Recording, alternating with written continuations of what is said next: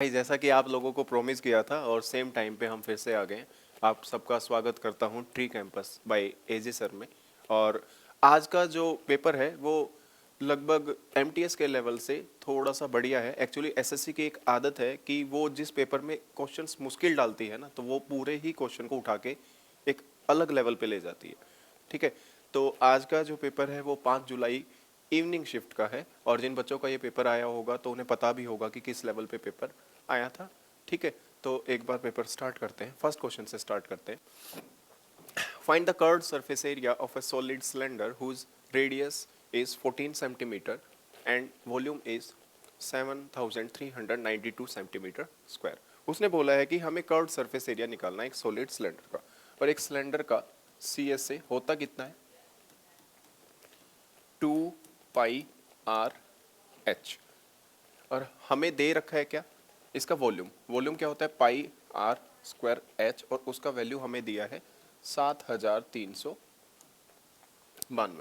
अब एक बात बताओ, मुझे इस पाई आर स्क्वायर से, पाई आर स्क्वायर एच से 2 पाई आर एच बनाना है। अगर मैं इसको 2 से मल्टीप्लाई कर दूं, दूसरे पेन से दिखाता हूँ, अगर मैं इसको 2 से मल्टीप्लाई कर दूं तो मैं यहाँ भी 2 से मल्टीप्लाई करूँगा, क्योंकि लेफ्ट हैंड साइड पे जो ऑपरेशन आप लगाओगे वही राइट हैंड साइड पे लगाओगे। और अगर मैं इसको आर से डिवाइड कर दूं तो मुझे क्या वैल्यू मिलेगी?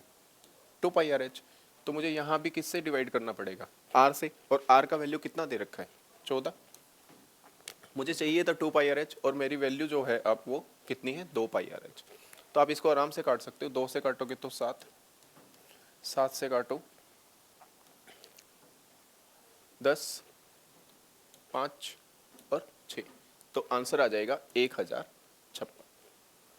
इतना सिंपल सा क्वेश्चन था। अगर आप चाहते तो हाइट भी निकाल सकते थे, बट हाइट निकालने की कोई ज़रूरत है नहीं, सीधा भी आप इस क्वेश्चन को कर सकते हो। आप अगर अपने ठंडे दिमाग से क्वेश्चन को करेंगे और सोच के करेंगे तो बहुत आराम से क्वेश्चन बिना ज़्यादा एफर्ट किए भी आराम से हो जाएंगे। ठीक है, अगले क्वेश्चन पे बढ़ते हैं। नेक्स्ट क्वेश्चन पे बढ़ते हैं। Next question, Rohit purchase 12 kilogram of oranges for total price of 480 and 18 kilogram of guavas at 30 rupee per kg. What is the per kg average cost price of the fruits purchased by Rohit? देखो रोहित ने क्या किया है, 12 kilo तो खरीदे हैं संतरे और 18 किलो खरीदे हैं क्या? अमरूद। और उसने कहा है कि what is the average cost price of the fruits purchased by Rohit. Rohit ने 480 रुपये में क्या खरीदे? ऑरेंजेस। और रोहित ने 18 किलो गवावा, मतलब जो अमरूद है, वो 30 के भाव से खरीदे। तो यहाँ से क्या आ जाएगा? टोटल आ जाएगा। और हमें क्या निकालना है? एवरेज। तो 12 किलो मेरे पास क्या है? ऑरेंज है। और मेरे पास 18 किलो क्या है? अमरूद है। तो टोटल मेरे पास कितने हैं? 30 किलो। और मुझे निकालना क्या है? एवरेज। यहाँ से अगर इसको जोड़ोगे तो 480 और 540 कितना हो जाएगा? 1020 और 30। जब इसको काटोगे तो ये कितना आएगा? 3 तिया 9 और 3 चौक 12। तो आपका आंसर हो जाएगा 34। तो जो उसको एवरेज कॉस्ट आएगी 1 किलो पे, वो कितनी आएगी? 34 रुपये। देखो क्वेश्चन बहुत सिंपल से आते हैं, और आपको बहुत अच्छे तरीके से ही अटेम्प्ट करना है। आराम से अपनी प्रिपरेशन करते रहें और आराम से शांति से प्रिपरेशन में आगे बढ़ें। A and B can together complete a piece of work in 18 days. B and C can together complete a same work in 24 days, and A and C can together complete it in 36 days. In how many days A, B, C working together complete this piece of work? वो कह रहा है कि A और B किसी काम को 18 दिन में, B और C उसी काम को 24 दिन में, और C और A उसी काम को 36 दिन में करते हैं। तो इनका एलसीएम क्या आ जाएगा? टोटल वर्क आ जाएगा। इनका जब एलसीएम लोगे तो कितना आ जाएगा? 72। टोटल वर्क आ गया 72। ए और बी एक दिन में 4 काम करते हैं, बी और सी एक दिन में 3 काम करते हैं, और सी और ए एक दिन में 2 काम करते हैं। उसने बोला कि तीनों मिलके इस काम को कितने दिन में खत्म करेंगे। तो टोटल काम कितना है बेटा? 72। और ये कितना काम करते हैं? 4 और 3 7 और 2 9। पर अगर इनको आप जोड़ोगे तो ये बनेगा क्या? ए बी सी 2 2 बार आएंगे, और ए बी सी का वैल्यू आएगा कितना? 9/2। तो फिर ये 2 ऊपर जब जाएगा तो कितना आ जाएगा, 8 दूनी 16। तो ये कितने दिन में कर देंगे काम को खत्म, 16 दिन में। बात समझ में आई, ठीक है। चलो नेक्स्ट क्वेश्चन देखते हैं, आगे बढ़ते हैं। The average of 6 consecutive odd numbers is 26. Find the difference between the largest and the smallest of these numbers. ये क्वेश्चन बहुत ठीक है, ठीक है। इसमें वैसे मैं आपको पहले कुछ नंबर अपने आप से लेके बताता हूँ, फिर उसके बाद आप सोचना इसको। उसने बोला कि 6 कॉन्जिक्यूटिव ऑड नंबर क्या है, 26 है, 6 कॉन्जिक्यूटिव। तो हम पहले अपनी तरफ से एक सेकेंड,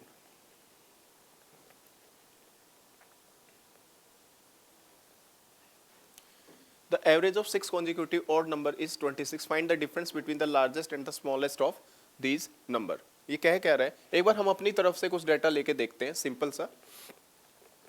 1, 3, 5, 7, ये कितने नंबर हैं, 4 कॉन्जिक्यूटिव ऑड नंबर्स हैं। उसने भी यही बोला है कि average of 6 consecutive odd numbers. इनका एवरेज निकाल के देखते हैं, कितने नंबर हैं, 4, 7 और 5 12 और 3 15 और 1 16, और 16 को जब डिवाइड करोगे आप 4 से तो कितना आएगा, 4। इसका मतलब अगर मैं बीच वाले दो नंबर को ले लूं तो इन दो बीच नंबर का कितना सम बनता है, 8, और अगर मैं इनका एवरेज निकालूं तो कितना आ रहा है, 4। इसका मतलब सीधा सा है कि आप सीरीज के बीच के दो नंबर का एवरेज भी निकाल लोगे तो वही आएगा, ठीक है। एक बार फिर से देख लो, 1 3 5 7 4 मैंने ऑड नंबर लिए और उनको जोड़ा तो कितना आया, 16। अगर मैं उनका एवरेज लेता हूँ तो डिवाइड बाई 4 करा तो 4 आ गया। उसी में मैंने क्या किया, बीच के नंबर उठा लिए। बीच के नंबर कितने थे, 3 और 5, उनका एवरेज निकाला तो 8/2, और वो भी कितना आया, 4। तो सीधा सा मतलब है कि आपका जो बीच के दो नंबर है वो भी आपको सेम एवरेज ही देंगे। अब इसी चीज को इसमें अप्लाई करके देखते हैं। इसने बोला the average of 6 consecutive number is 26। 6 number है, मैंने मान लिया पहला नंबर x, दूसरा नंबर x + 2, तीसरा नंबर x + 4, चौथा x + 6, पांचवा x + 8 और x + 10, ठीक है। अब हमें पता है कि इसके बीच में दो नंबर कौन से हैं, ये दो नंबर। अगर मैं इनका सीधा एवरेज निकाल लूं तो भी मुझे क्या मिलेगा, एवरेज मिल जाएगा। और एवरेज आपके क्वेश्चन में क्या है, गिवन है। एवरेज आपके क्वेश्चन में गिवन है कितना, 26। तो आप इसको जोड़ोगे तो कितना आएगा, 2x + 10/2 इज इक्वल टू 26। यहाँ से आप x की वैल्यू निकाल सकते हो। x की जब वैल्यू निकालोगे तो क्या बन जाएगा, 2x + 10 इज इक्वल टू 26, और ये दो इधर आके गुना हो जाएगा। 2x माइनस करोगे तो 42, और x का वैल्यू आ गया आपका 21। x का वैल्यू कितना आ गया, 21, ठीक है। अब उसने पूछा क्या है कि अब हमारे अगर हम देखें तो जो छोटा नंबर है x का वैल्यू आ गया 21, छोटा नंबर हमारा कितना 21, और हमारा जो सीरीज में बड़ा नंबर है वो कितना है, 21 + 10 मतलब 31, और इन दोनों नंबर का डिफरेंस कितना है, 10।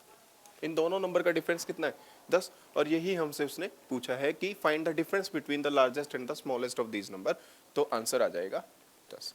बात समझ में आई, सिंपल सा क्वेश्चन था, एक छोटा सा लॉजिक था। अगर आपको ऐसे सीरीज के क्वेश्चन मिल जाते हैं तो आप एक काम कर सकते हैं कि अपने आप से कोई छोटी सीरीज ले लीजिए और उस क्वेश्चन को अटेम्प्ट करने की ट्राई कीजिए, ठीक है। अगले क्वेश्चन पे बढ़ते हैं। B is 10% more than A, C is 20% less than A, B is what percentage more than C? कह रहा है कि B 10% ज्यादा है A से और C 20% कम है A से। तो A कॉमन है, A को बीच में रख लेते हैं, ठीक है। ये बोल रहा है कि B is 10% more than A। A अगर 100 है तो B कितना है, 110। फिर से बोला कि C is 20% less than A, और C A से कितना कम है, 20%।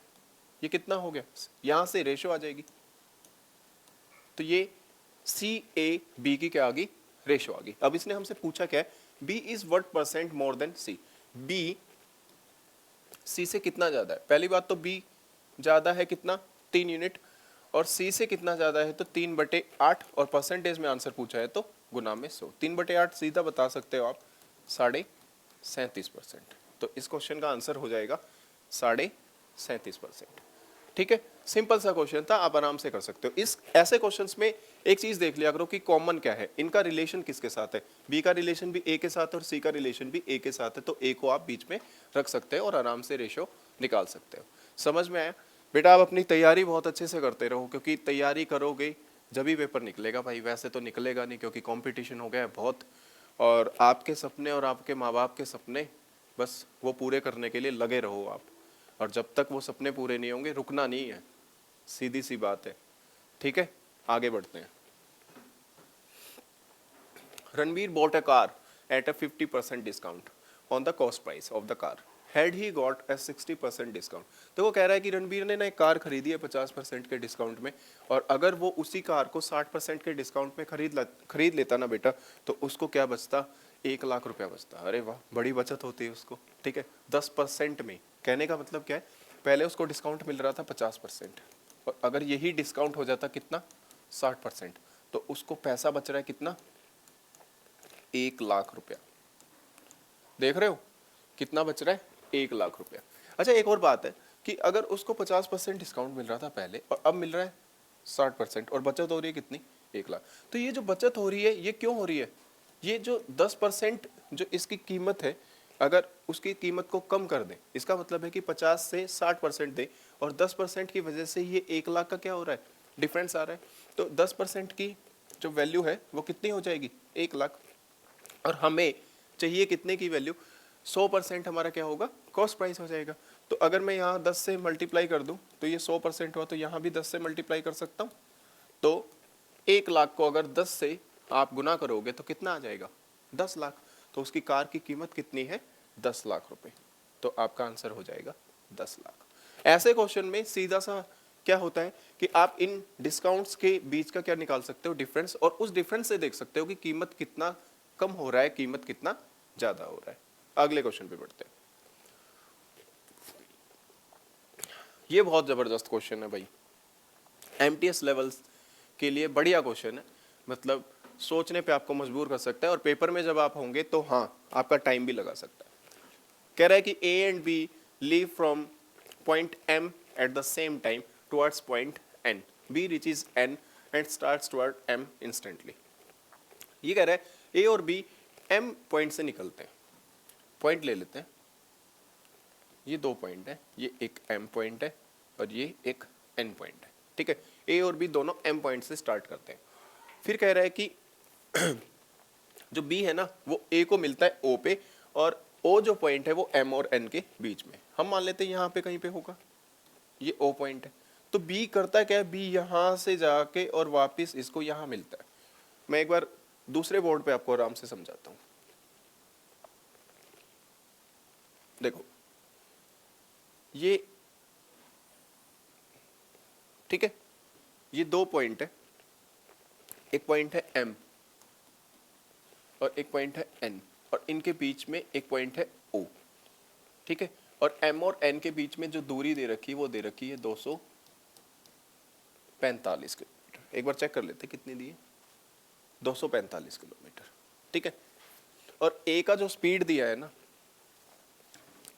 ए का स्पीड दिया है 26 किलोमीटर प्रति घंटा, और बी का स्पीड दिया है 65 किलोमीटर प्रति घंटा। ये स्पीड दिया है, ए का स्पीड है 26 किलोमीटर प्रति घंटा और बी का स्पीड है 65 किलोमीटर प्रति घंटा। अब कह क्या रहा है कि ए और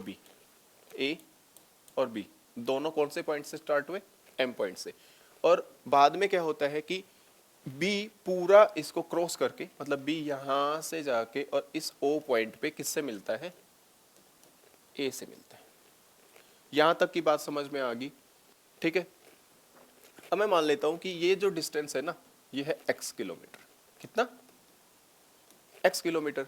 अब एक बात बताओ कि m वहां से जाएगा क्या, b यहां से m से चलेगा और o पे पहुंचेगा। ठीक है, अब जो b को समय लगा यहां तक आने में और a को समय लगा यहां से यहां तक जाने में, क्या बराबर नहीं होगा, क्या बराबर होगा?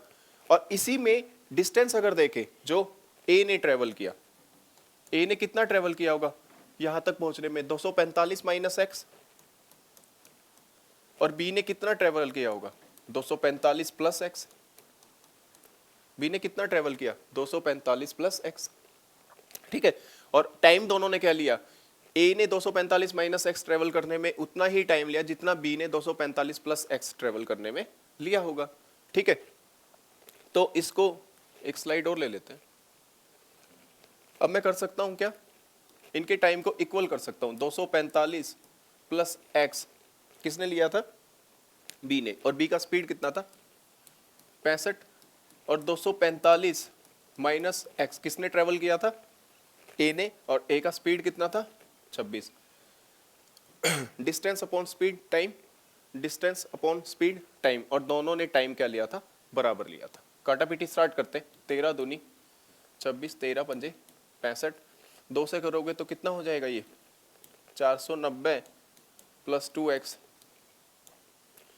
और 5 से करोगे तो 5 से एक आ जाएगा 1000, एक आ जाएगा 1225 माइनस 5x, 5x इधर आके प्लस हो जाएगा तो ये हो जाएगा 7x, माइनस करोगे तो 5, 12 में से 9 गया 3, और 11 में से 4 जाएगा तो 7, 7 से काटोगे तो x is equal to 105 kilometre. तो x का वैल्यू कितना आ रहा है 105 किलोमीटर। तो आपका आंसर हो जाएगा कितना 105 किलोमीटर, ठीक है। उसने पूछा भी है what is the distance between O and N, और हमने इसको कितना माना था x माना था, और x का वैल्यू कितना आया 105। तो आप इस हिसाब से इस क्वेश्चन को कर सकते हो। इतना मुश्किल क्वेश्चन नहीं था, थोड़ा सा लॉजिकल क्वेश्चन था और थोड़ा सा लेंथी क्वेश्चन कह सकते हो।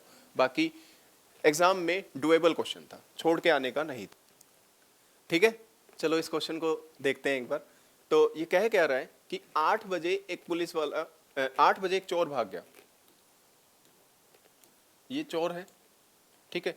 फिर यही ये कितने बजे भागा 8 बजे भागा, और इसकी स्पीड कितनी थी 50 किलोमीटर प्रति घंटा, और पुलिस वाले को इस बात का पता लगा कितने बजे 9:30 बजे। इसका मतलब इसको भागते भागते कितना टाइम हो गया 1.5 घंटा हो गया। 1.5 घंटा हो गया तो 1.5 घंटे में कितना डिस्टेंस चला गया होगा 50 गुना में 3/2, इसका मतलब ये 75 किलोमीटर तो क्या हो गया 75 किलोमीटर जा चुका है। तो अब चोर और पुलिस के बीच में जो डिस्टेंस है 1.5 घंटे में जो डिस्टेंस आया वो कितना आया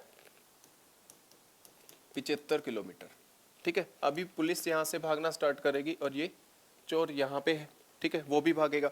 पुलिस भाग रही है कितने स्पीड से 65 किलोमीटर प्रति घंटा, चोर भाग रहा है किस स्पीड से 50 किलोमीटर प्रति घंटा। दोनों एक ही डायरेक्शन में भाग रहे हैं, दोनों एक ही डायरेक्शन में भाग रहे हैं। इसका मतलब अल्टीमेटली ये 15 किलोमीटर का ही 1 घंटे में डिफरेंस आएगा, और इनको डिस्टेंस कवर करना कितना है 75 किलोमीटर। 75 किलोमीटर तक ये दौड़ लगी रहेगी। इसका मतलब इनको जो टाइम लगेगा पकड़ने में वो कितने घंटे लग जाएगा 5 घंटे। पर हमसे क्वेश्चन में टाइम नहीं पूछा, उसने क्या पूछा है कि कितने किलोमीटर पुलिस स्टेशन से दूर वो भाग चुका होगा, ठीक है। तो 5 घंटे में पुलिस वाले चले हैं, और पुलिस वाले 1 घंटे में कितना चलते हैं 5, तो ये कितना हो जाएगा 6 पंजे 30, और 325 किलोमीटर पुलिस वालों को वो दौड़ाएगा। कितने 325 किलोमीटर। और अगर आप चोर की तरीके से भी निकालते तो भी आराम से निकल जाता, क्योंकि 50 गुना में आप 5 घंटे, वो भी भागा कितना है 250, और पहले कितना भाग चुका है 75, तो कितना हुआ 325 किलोमीटर। जिस भी तरीके से जाना चाहो, अगर पुलिस की तरफ से जाना चाहो तो भी अच्छा है, और अगर चोर की तरफ से जाना चाहो तो भी अच्छा है, पर आंसर बराबर आएगा, कोई दिक्कत नहीं है, ठीक है। चलो अगला क्वेश्चन देखते हैं।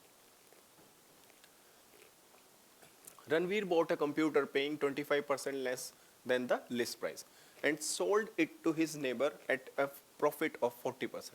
देख रहे हो रणवीर कितना समझदार है। रणवीर ने क्या किया कि जब खुद कंप्यूटर खरीद के लाया तो कितने परसेंट कम पे लाया 25%, ठीक है।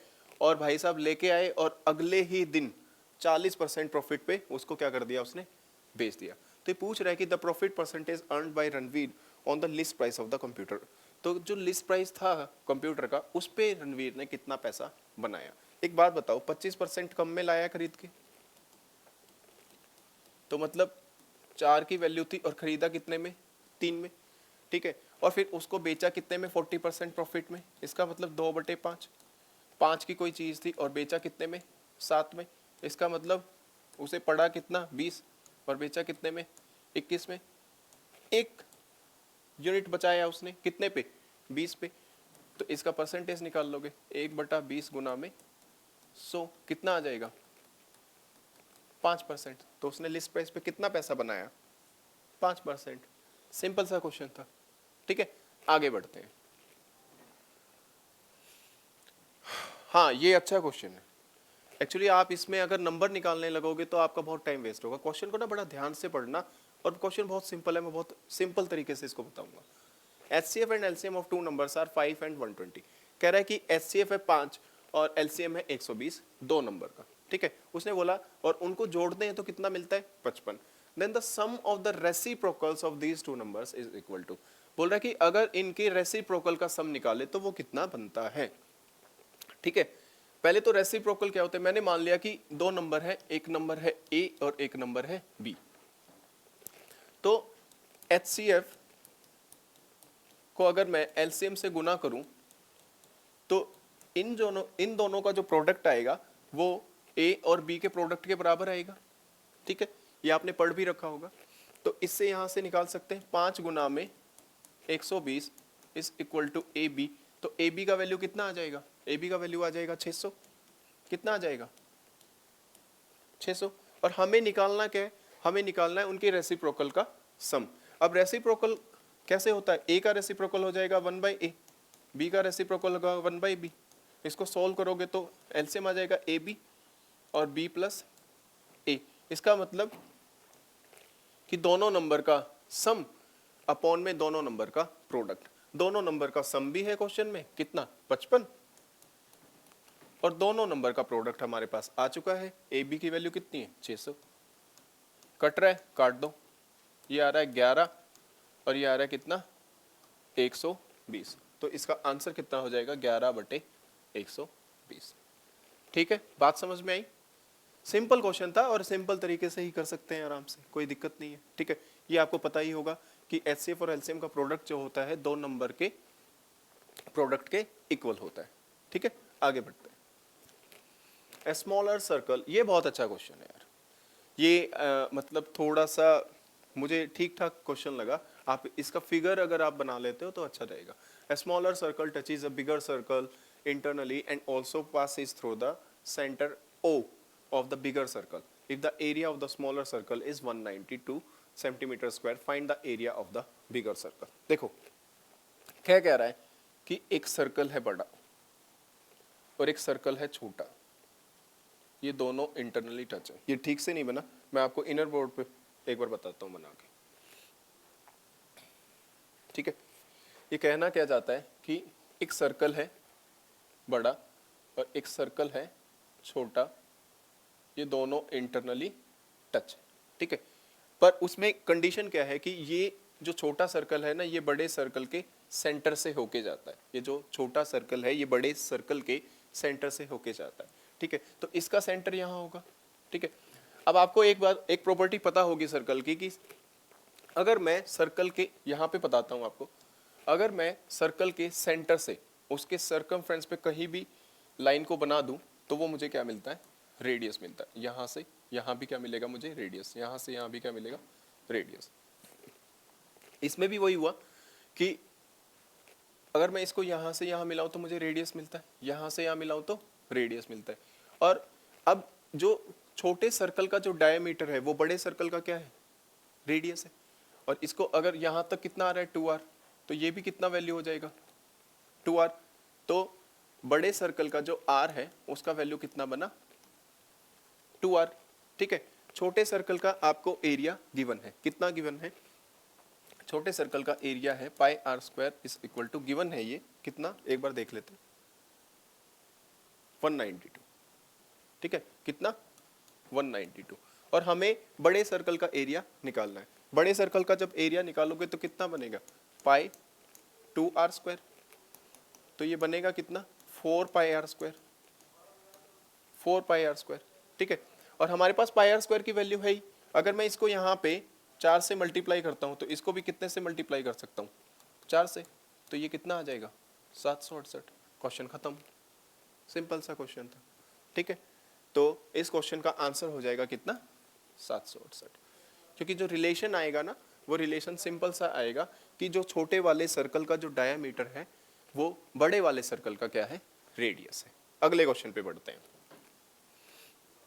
A sum of money becomes 2 times of itself in 8 years at a simple interest, and it becomes 4 times of itself in 2 years at compound interest.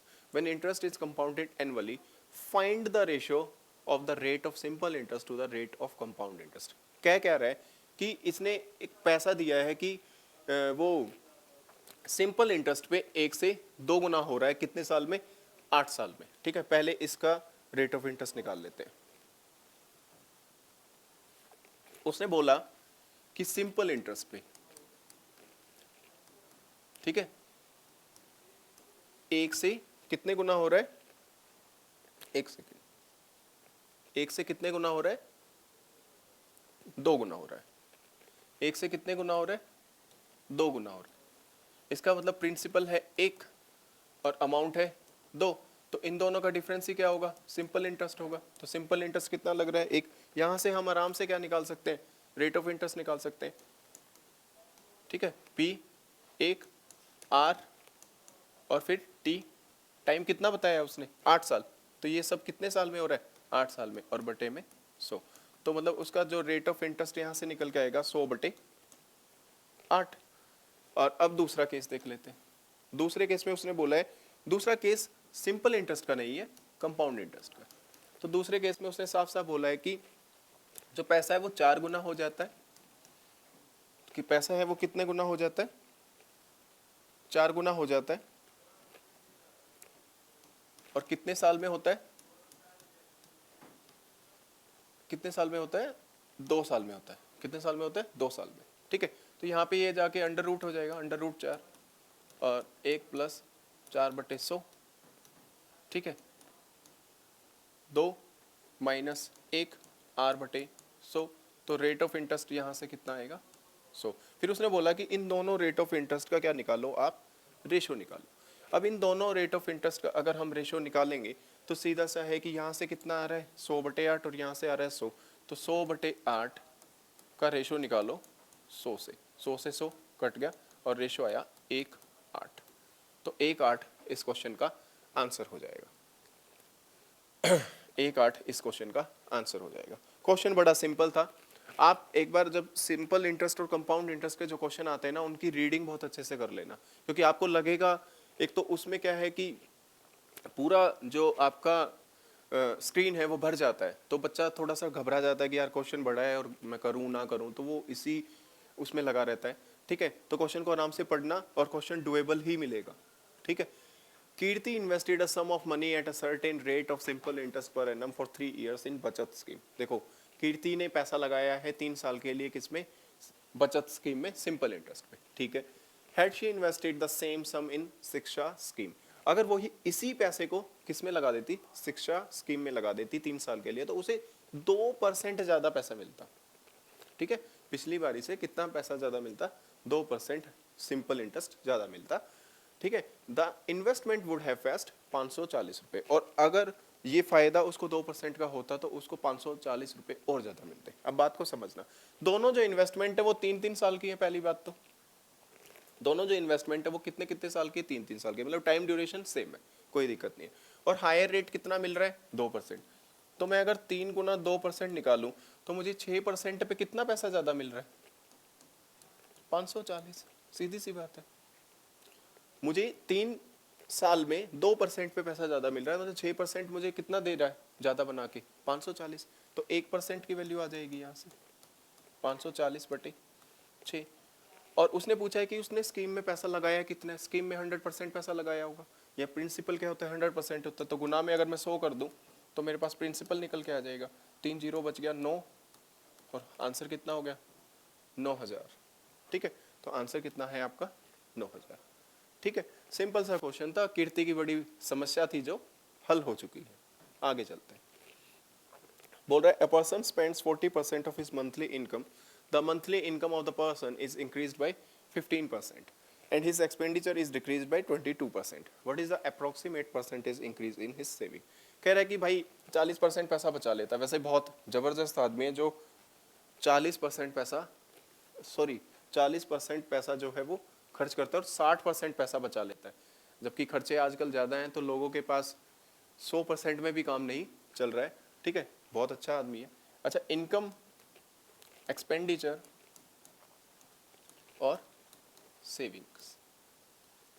अब इसका इनकम मान लिया मैंने 100 और इसने पैसा खर्च कितना किया 40, तो बचा लिया कितना 60, सिंपल सी बात है। ठीक है, उसके बाद बोल रहा है कि भाई इसकी इनकम बढ़ गई कितनी 15% से, तो 100 का 15% निकालोगे तो कितना आ जाएगा 15। ठीक है, फिर उसने बोला कि उसने अपने खर्चों को कम कर दिया 22% से। अब इसका अगर 22% निकालेंगे, इसका अगर 22% निकालेंगे तो 22 चौका 88, तो 8.8 आ जाएगा। कितना आ जाएगा 8.8। तो और उसने खर्चों को क्या किया है कम किया है, तो माइनस हो जाएगा कितना 8.8। ठीक है, इनको ऐड कर लेते हैं, ये आ गया आपका 115 और ये आ गया आपका 31.2। ठीक है, इन दोनों का डिफरेंस उसका सेविंग हो जाएगा, क्योंकि इनकम माइनस एक्सपेंडिचर करोगे तो आपको क्या मिल जाएगा सेविंग मिल जाएगा। और सेविंग हो कितना रहा है, इन दोनों का डिफरेंस आ गया 83.2 83.8 तो यहाँ पे इसको मिला कितना 83.8। दूसरा पेन ले लेते हैं।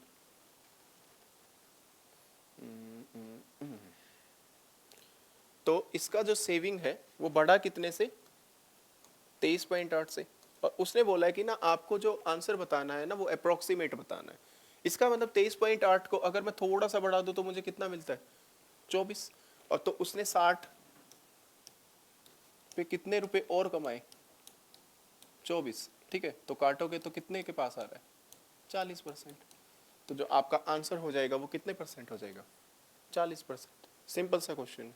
ठीक है, अगले क्वेश्चन पे बढ़ते हैं। An article is sold at a loss of 40%. The nominal amount of loss is approximately what percentage of the selling price of the article? देखो बोल कह रहा है कि एक आर्टिकल है उसको कितने परसेंट लॉस पे बेच दिया 40% पे। अगर मैं देखूँ तो लॉस बटे सीपी कितना हो रहा है उसको 2/5, तो यहाँ से आपका एसपी कितना निकल के आएगा 3।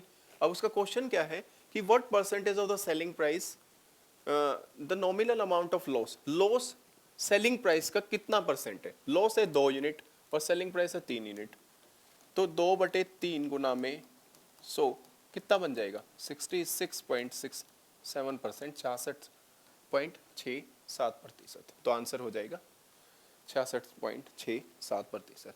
बताओ, इतने सिंपल सिंपल से क्वेश्चन आते हैं। ठीक है, तो बिल्कुल भी घबराने की ज़रूरत नहीं है, बस रेगुलर इन वीडियोस को देखते रहें और अपनी तैयारी को एक राइट डायरेक्शन में लेके जाते रहें, भला हो जाएगा आपका। ठीक है, आगे चलो। S1 can do a piece of work alone in 9 days. S2 can do the same work alone in 18 days. While S3 can do it alone in 27 days. देखो, अब ये देखो टाइम एंड वर्क का क्वेश्चन है और कितना सारा language डाल दिया जबरदस्ती का। ठीक है, सिंपल क्वेश्चन है। ये कह रहा है कि 3 आदमी है, एक करता है उसको 9 दिन में, एक करता है 18 दिन में और तीसरा करता है 27 दिन में। ठीक है, तो टोटल काम निकाल लेंगे, इनका एलसीएम टोटल काम आ जाएगा, वो कितना आ जाएगा 54। ये एक दिन में 6 करता है, ये एक दिन में 3 करता है और ये एक दिन में 2 करता है। फिर बोला कि उनको पेमेंट होनी है कितने की 726 रुपए की। बेटा जो पेमेंट होती है ना वो एफिशिएंसी के रेशो में होती है। ठीक है, जो वेजेस मिलती है, तो एफिशिएंसी उनका कितना है 6, 3 और 2। टोटल पेमेंट कितना है 726 और टोटल एफिशिएंसी कितना है 6 और 3 9 और 2 11, मतलब 11 यूनिट का वैल्यू है 726 रुपया।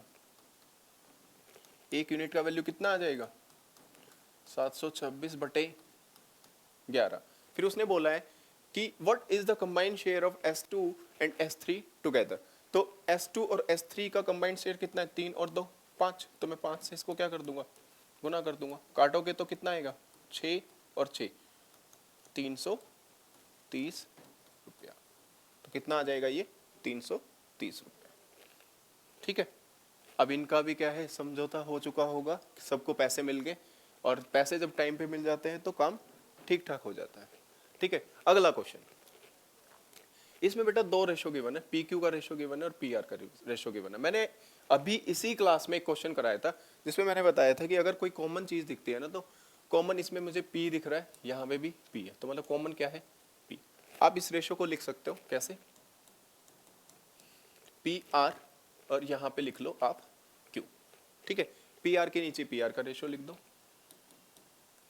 अब देखो p और q का रेशो कितना है, 4 और 5, तो हम यहाँ 4 लिख देंगे और यहाँ q के नीचे 5 लिख देंगे। ये आपको भरना भी आता होगा, मैं दूसरे पेन को यूज करके इसको भरना बताता हूँ। यहाँ पे जो संख्या है ना वो, और यहाँ पे जो संख्या है वो।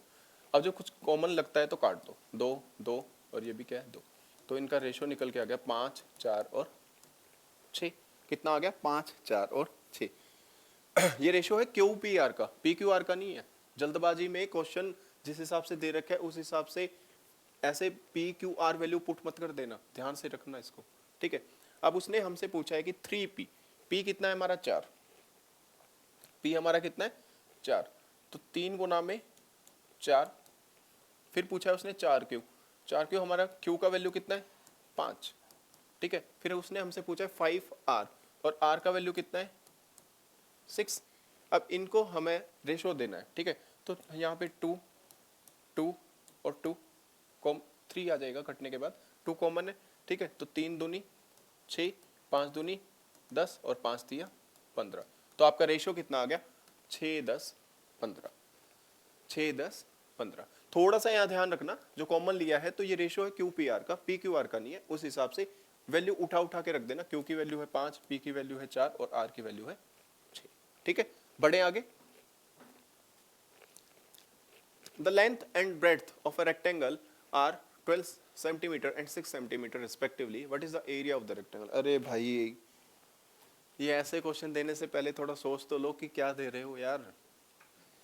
ये लेंथ है ब्रेड्थ है और इसमें क्या बताऊं मैं, एरिया क्या होता है, लेंथ इंटू ब्रेड्थ। लेंथ है 12 और ब्रेड्थ है 6, तो 72 सेंटीमीटर स्क्वायर, तो आंसर हो जाएगा 72 सेंटीमीटर स्क्वायर। एसएससी भी ना कई बार हार्ड शिफ्ट में भी मजाक कर देती है, ये एक मजाक था।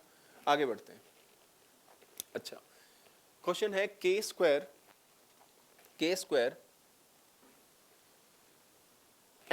m 16, ये रेशियो दे रखा है और हमें ये वैल्यू निकालनी है, तो इसको हम आराम से लिख सकते हैं के square upon m is equal to m by 16, ठीक है। तो यहाँ से जो रेशियो आएगा के स्क्वायर, यहाँ पे m का भी स्क्वायर हो जाएगा और 1/16, ठीक है।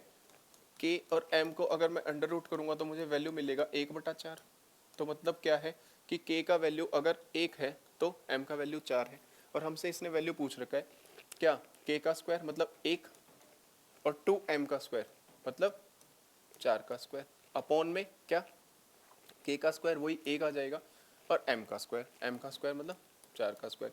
यहाँ पे क्या है 4 का स्क्वायर 16, 16 और दूनी 32 और 1 33, और यहाँ पे क्या है 4 का स्क्वायर 16 और 1 17, तो हमारा रेशियो आ रहा है 33 17, और इसी क्वेश्चन का आंसर क्या है 33 17। ये जो शिफ्ट था ये मुझे ठीक ठाक शिफ्ट लगा।